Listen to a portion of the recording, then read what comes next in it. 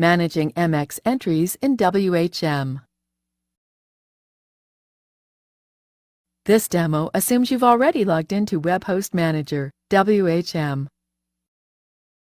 Now let's learn how to manage our MX entries. Click the DNS Functions link. Now click the Edit MX Entry link.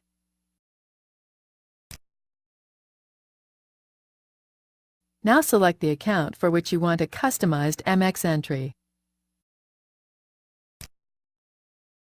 Click Edit. This is where you can specify a custom MX entry. You may want to do this for customers who want their email hosted elsewhere on another server. In those cases, you would enter the other server's IP address here and click Save. We're not going to do this now because we don't want to disturb the existing settings. This is the end of the tutorial.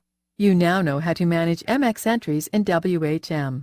Remember that unless you want to point mail to a different mail server, not in this server, you never have to modify your MX settings.